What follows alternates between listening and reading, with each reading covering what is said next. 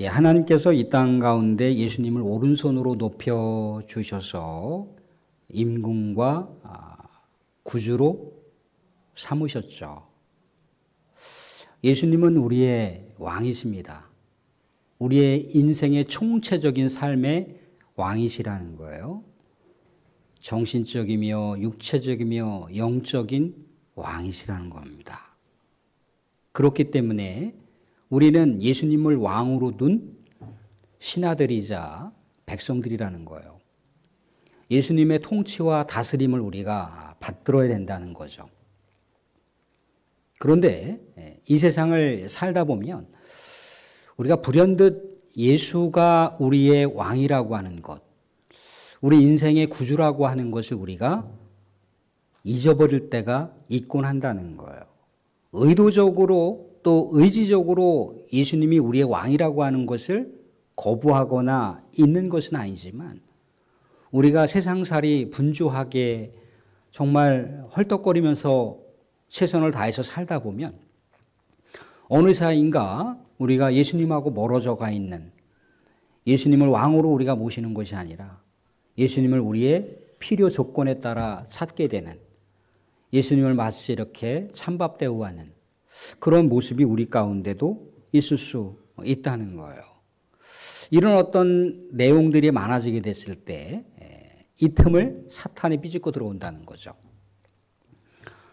오늘날의 기독교의 이 시대를 일컬어서 사사시대를 방불케 하는 종교 시대라고 얘기를 합니다. 사사시대의 종교를 왜 오늘날의 기독교 신앙과 연결하는 그 이유가 무엇일까 곰곰이 생각해 봤는데, 오늘날 기독교에는 물론 의전적으로 예수님이 우리의 왕이다라고 그렇게 입술로 표현을 하고 있지만 삶의 내용적으로는 과연 우리가 예수님을 우리 인생의 왕이라고 그렇게 우리의 삶으로 고백하며 살고 있는가에 대한 물음표가 있다는 거죠. 사사시대가 무엇인가요? 왕이 없음으로 인해서 자기 생각에 옳은 대로다가 판단하고 자기 생각에 옳은 대로다가 행동을 했다라고 하는 거예요. 왕이 없었다는 얘기입니다. 왕이 없었다. 왕의 다스림을 받지 않았다는 거겠죠.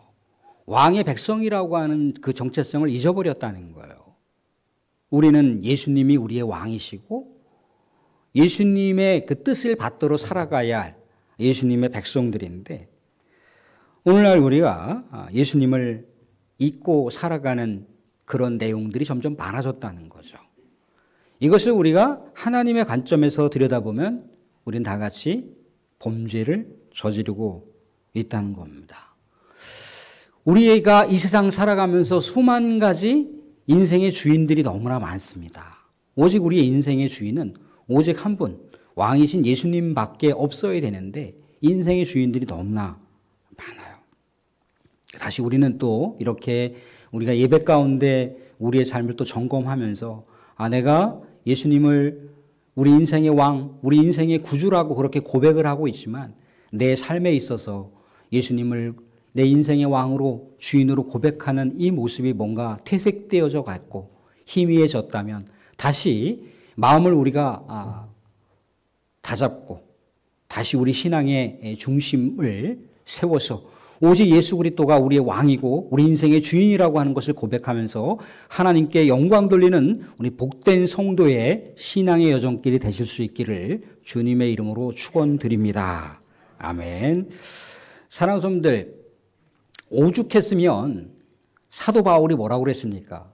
영적 전쟁과도 같은 그런 표현을 하고 있어요. 나는 날마다 죽노라. 내가 살아있으면 예수가 살지 못한다는 거죠. 내가 죽어야만 예수가 산다는 거예요.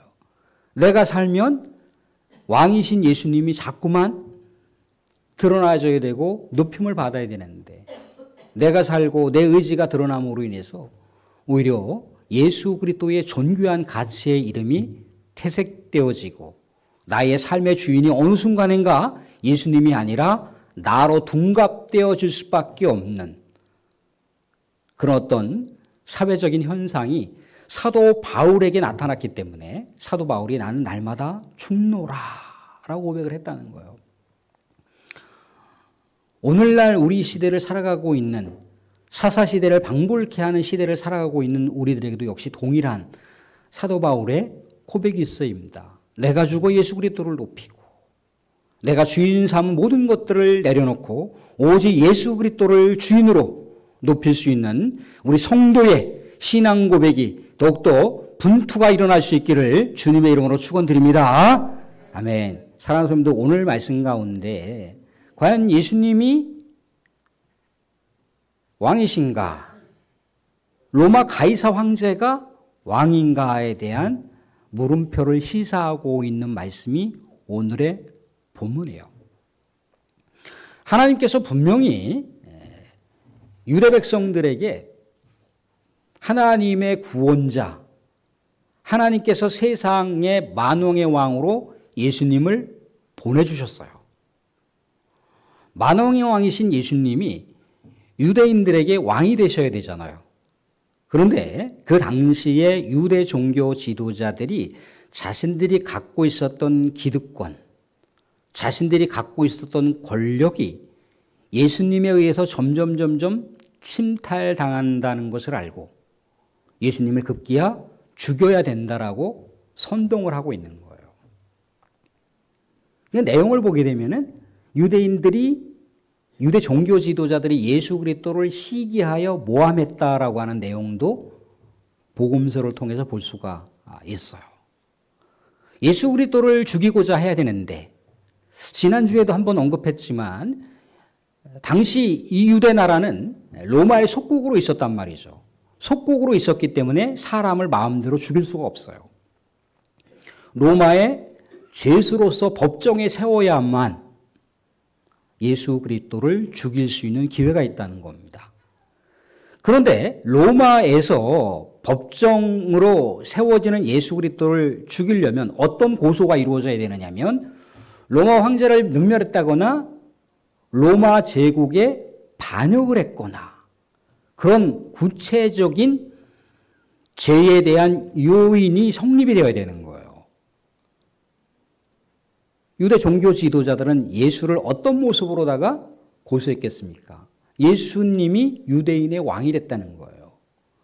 말씀드린 데다가 로마의 속국으로 있었기 때문에 유대에게 분봉왕을 세우려면 로마 황제의 제가가 있어야 돼요. 로마 황제의 승인이 있어야 되는 겁니다. 그런데 예수님은 로마 황제의 승인을 받지 않고 스스로 왕이 되었다. 그래서 그것을 사람들에게 선동하고 다닌대더라라고 하면서 유대 종교 지도자들이 예수님을 유대인의 왕으로 로마 황제를 능멸하고 로마 제국에 반역했다라고 하는 죄로다가 예수님을 고소한 거예요. 그래서 빌라도 법정에 예수님이 세워졌다는 거죠. 빌라도 법정에 예수님을 세워놓고 빌라도가 이런저런 질문을 하면서 신문을 하는데 예수님이 로마 황제를 반역했다거나 아니면 로마 황제가 결정하고 선택할 유대 분봉왕을 반대했거나 아니면 예수님 스스로가 왕이 되었다거나라고 하는 증거를 찾을 수가 없었던 거예요. 그래서 빌라도가 로마법에 따라서 예수님이 죄가 없음으로 인해서 석방하려고 하는 의지를 보였다라고 하는 내용이 오늘 말씀 가운데 등장을 하고 있는 겁니다. 그런데 이 빌라도의 예수님을 석방하려고 하는 의지를 유대 종교 지도자들이 간파를 했어요.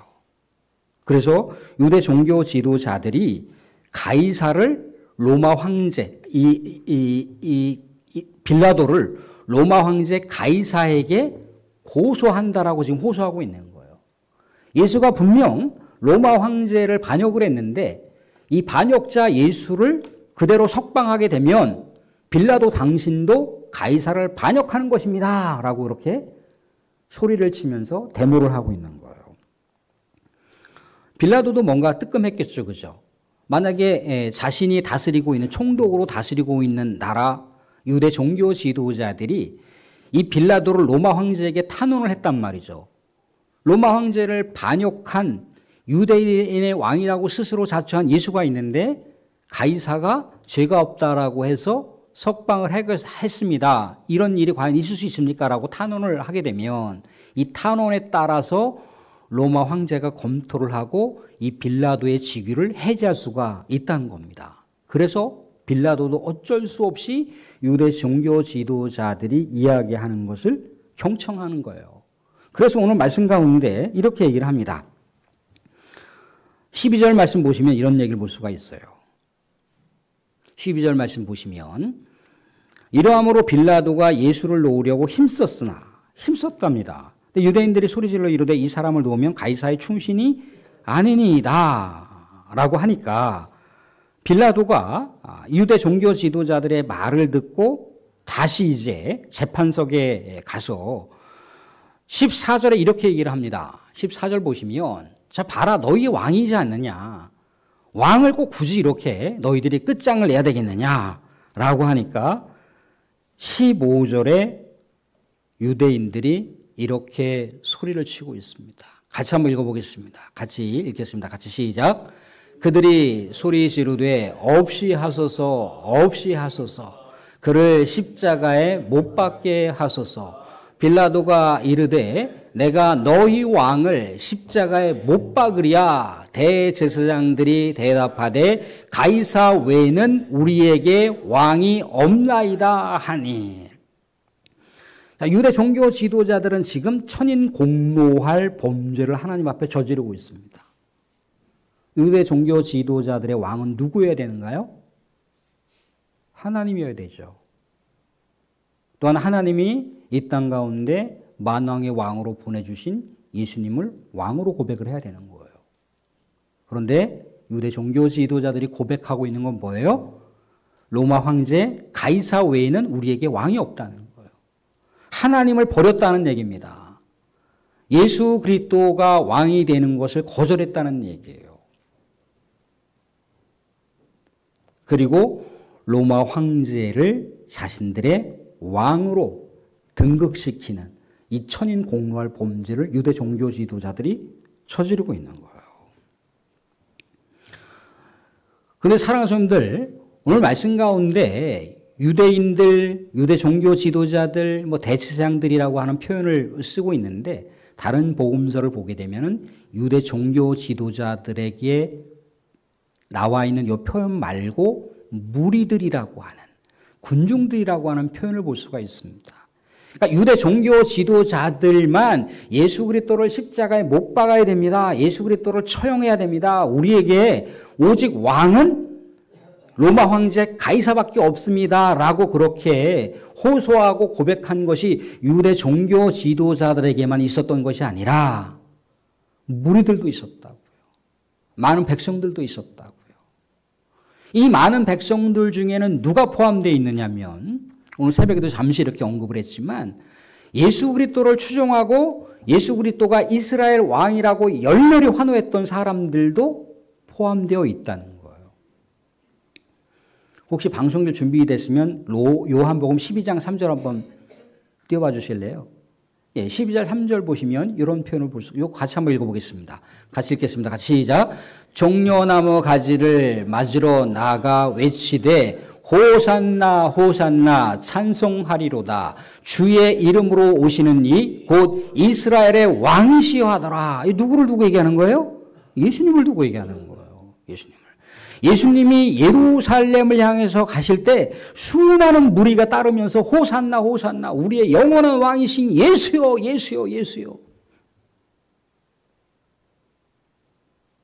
이렇게 예수 그리스도를 추종하고 예수 그리스도를 높이고 예수가 우리의 왕 되심을 세상이 떠나가라 그렇게 목 놓아 외쳤던 사람들이 예수님을 따르던 사람들이었다는 거예요.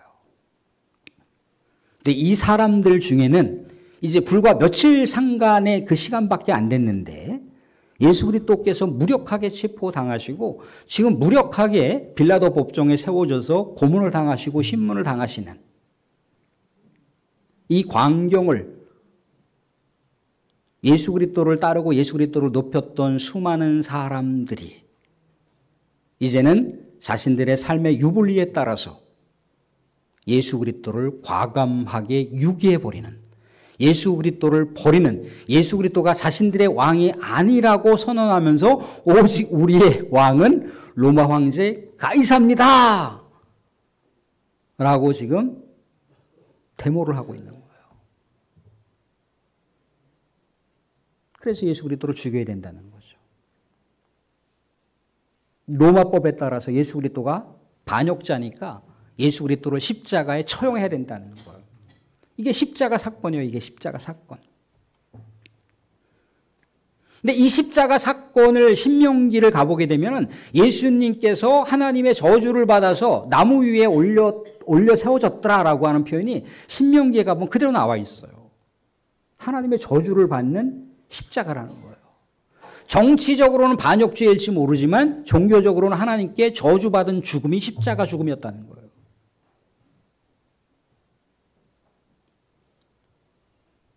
하나님께서 만주의 주시오 만왕의 왕이신 예수 그리스도를 이 땅 가운데 구원자로 보내주셨는데도 불구하고 그 구원자 예수가 자신들의 삶에 들어와서 그동안 자신들이 누리고 있었던 전통과 또 기득권에 대해서 뭔가 자꾸만 침해하는 것 같고 자꾸만 뭔가 무너뜨리는 것 같고 수많은 사람들이 종교 지도자들인 자신들을 추종해야 되는데 그 수많은 사람들이 자신들을 추종하는 것이 아니라 누구를 추종하는 거예요? 예수 그리스도를 추종하니까 예수 그리스도를 시기하여 음모하여 결국은 이방인의 법정인 빌라도 법정에 세워서 빌라도에게 사형 선고를 하게 만드는 그런 어처구니 없는 광경을 말씀 가운데 보고 있는 거예요. 그런데 오히려 우리가 말씀 가운데 읽어보시면 빌라도가 유대인들은 예수 그리스도를 자신들의 왕이 아니라고 자신들의 왕은 오직 가이사 황제뿐이라고 그렇게 호소를 했는데도 불구하고 오늘 본문을 읽어보시게 되면 유독 빌라도는 예수님을 향해서 왕이라고 얘기를 합니다. 왕이라고 표현하는 것을 볼 수가 있어요. 쭉 읽어보시면 왕이라고 하는 표현을 볼 수가 있는데 그 여러 내용 중에 한 말씀만 우리가 보면은 오늘 말씀 가운데 오늘 18절, 19절, 20절 말씀을 볼 수가 있습니다. 18절에 이렇게 얘기하고 있습니다. 그들이 거기서 예수를 십자가에 못 박을새 다른 두 사람도 그와 함께 좌우편에 못 박으니 예수는 가운데 있더라. 19절 빌라도가 패를 써서 십자가 위에 붙이니 나사렛 예수 유대인의 왕이라 기록되었더라. 예수의 그 십자가 처형대 위에 이렇게 간판을 하나 세웠는데 그 간판이 죄패예요. 죄 목록이란 말이죠. 나사렛 예수 유대인의 왕이라는 거예요. 나사렛 예수 유대인의 왕이 그렇게 처형을 당했다는 얘기예요. 그런데 처형될 수밖에 없던 원인 제공을 했던 사람이 누군가요? 유대 종교 지도자들이 유대인들이잖아요. 그죠? 근데 유대인들이 여기서 항고를 합니다. 뭐라고 항고를 하냐면 20절, 21절도 보시면 이렇게 나와 있어요. 유대인 20절 보시면 예수께서 못 박히신 곳이 성에서 가까운 거로 많은 유대인이 이 패를 읽는데 히브리어와 로마와 헬라말로 기록되라. 이거 뭐 굳이 설명드리지 않더라도 그 당시에 6월절 명절이기 때문에 수많은 인파가 예루살렘으로 모여들어요. 근데 수많은 사람들이 다 예수 그리스도의 그 제패를 보면서 아 예수가 어떤 존재인지를 알렸다는 얘기예요. 유대와 또한 히브리 말과 또 헬라 말로 기록되었다라고 하는 건 모든 사람들이 이해할 수 있도록 제패에다가 그렇게 썼다는 얘기입니다. 결국 예수 그리스도가 십자가 그 죽음으로 처형된 것은 유대인들이 자책을 하게 만드는 거죠. 우리가 예수 그리스도를 죽였구나. 우리가 결국 빌라도 법정에 예수 그리스도를 세워서 십자가에 사형시켰구나라고 하는 그런 찔림이 있어서 21절에 유대인의 대제사장들이 빌라도에게 이르되 유대인의 왕이라 쓰지 말고 자칭 스스로 유대인의 왕이라 했다라고 하는 패로다가 바꿔달라는 거예요. 유대인의 왕이 아니라 스스로 자칭 자기 스스로 왕이라고 했다라고 하는 제패의 내용으로 바꿔달라는 거예요. 근데 22절에 보시면 이런 얘기를 볼 수가 있습니다. 빌라도가 대답하되 내가 쓸 것을 썼다 하니라. 이에 예수를 십자가에 못 박도록 그들에게 넘겨주니라. 십자가에 못 박히신 예수가 나사렛 예수 유대인의 왕이라고 하는 그 제목으로 처형당하셨다라고 하는 것을 빌라도가 고소하겠다는 거예요. 빌라도는 여전히 예수 그리스도가 유대인의 왕이라고 하는 것을 마음속으로 품고 있었다는 얘기겠죠. 예수님은 유대인에 의해서 왕이라고 하는 것을 거절당했고 유대인에 의해서 십자가에 처형을 당했습니다. 이런 상황 속에서 아이러니한 것은 뭡니까? 빌라도는 이방인인데도 불구하고 예수 그리스도를 유대인의 왕이라고 그렇게 칭하고 있었다는 거죠. 많은 사람들이 생각할 때 예수 그리스도께서 십자가에 처형당하셨는데 그 처형당하신 예수 그리스도의 그 존재가 누구라는 거예요? 나사렛 예수 유대인의 왕이라는 거예요. 유대인의 왕 예수가 저렇게 처형당했다는 거예요. 모든 사람들이 이해하기에는 그렇게 이해할 수밖에 없다는 거죠. 한마디로 말해서 예수는 왕이었다는 거예요. 왕으로 그렇게 십자가에 죽음을 당했다는 거예요. 사랑하는 성도들, 이 유대인들은 왜 예수를 그렇게 십자가에 죽음으로 사형으로 몰고 간 이유가 뭘까요? 자신들의 이해 타산 때문에 그렇습니다. 예수 그리스도께서 계속해서 살아 존재하는 한, 예수 그리스도께서 많은 사람들의 왕이 되는 한 자신들의 권력이 줄어들 것이고 자신들의 이익이 사라질 것이고 자신들에게는 손해볼 일들이 너무나 많기 때문에 예수 그리스도를 죽음으로 몰고 갔다는 거예요.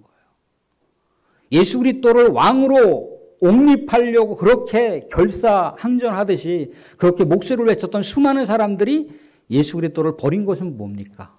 예수 그리스도께서 새 동아줄인 줄 알았는데 썩은 동아줄이라고 그렇게 생각을 했다는 거죠. 예수 그리스도를 통해서 얻을 수 있는 게 자기들이 없다라고 그렇게 생각을 했다는 겁니다.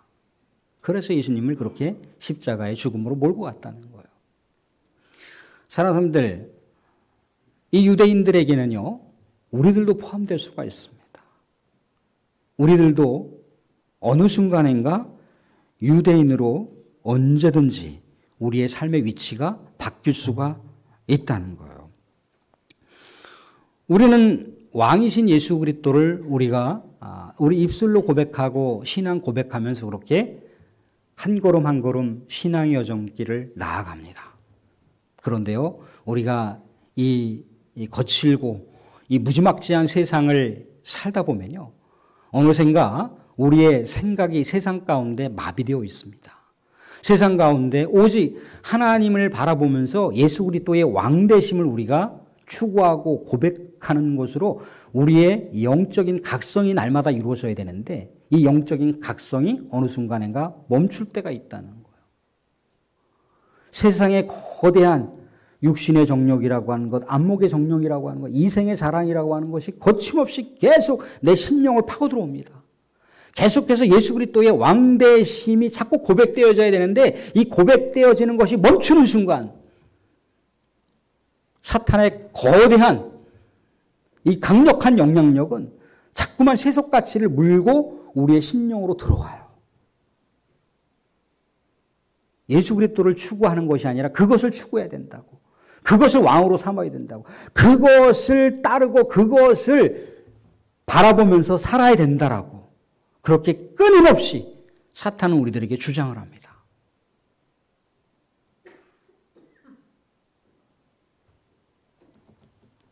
그래서 우리의 삶 속에 사도 바울이 서두에서 고백했던 것처럼 나는 날마다 죽노라 고백을 한 거예요.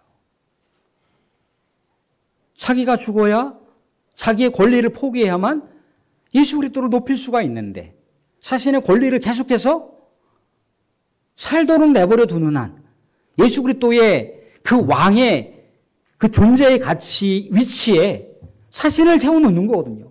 예수님이 왕이 아니라 왕의 자리에 누가 있는 거예요? 내가 있는 거예요. 내가 있는 거. 이 세상에 가장 무서운 우상이 뭔지 아십니까? 바로 나라는 우상이에요. 나라는 우상. 예수 그리스도가 내 인생의 왕의 자리에 앉으셔야 되는데 그 자리에 누가 있어요? 내가 있는 거예요. 그래서 우리가 어느 순간인가 예수 그리스도를 왕으로 그렇게 모시고 섬기고 고백하지만 우리가 불현듯 분주하게 열심히 세상 가운데 살다 보니 순식간에 왕의 자리가 뒤바꿈되어 있는 우리의 모습을 발견하게 되더라는 거죠. 이게 유대인들의 모습이 우리 가운데 있다라고 하는 것을 헤아려 볼 수가 있는 겁니다. 하루 종일 나를 이끌고 있는 힘을 생각해 보십시오. 하루 종일 내가 생각하고 있는 것이 무엇인지를 생각해 보십시오. 그것이 예수님이 아닐 때는 우리가 채널을 자꾸 바꿔야 돼요. 채널을 자꾸 바꿔야 돼요. 예수님이 내 인생의 왕이시지. 예수님이 내 인생의 주인이시지. 자꾸 채널을 우리가 바꿔야 돼요. 그 분명한 목표, 분명한 표대가 있게 됐을 때 우리의 삶의 방향도 거기에 맞춰줄 수가 있다는 거예요. 사랑하는 성도님들, 말씀을 맺겠습니다. 예수님이 우리의 왕이심을 믿으시기 바랍니다. 예수 그리스도가 우리의 영원한 주인이심을 고백하시길 바랍니다. 예수가 우리의 왕이실 때 예수님은 우리의 모든 인생을 총체적으로 책임지십니다. 이 세상 살아가는 인생살이뿐만 아니라 이 세상 가운데 정말 우리가 분투하며 살다가 어떤 상황 가운데 우리가 죽음을 맞이하더라도 예수님께서는 우리를 어떤 것으로 책임지신다고 합니까? 영생으로 책임지신다고 합니다. 우리의 인생을 부활로 책임지신다고 합니다. 바로 그것이 예수님께서 우리의 왕 되심을 증명해 주는 겁니다. 사랑하는 성도님들, 이 세상 살아가면서 우리의 왕은 다른 그 어떤 것도 그 무엇도 아닌 오직 예수 그리스도라고 하는 그 왕 되심을 우리가 고백하면서 믿음으로 나아가실 수 있는 은혜가 저와 여러분 가운데 있어 주시기를 주님의 이름으로 축원드립니다. 아멘.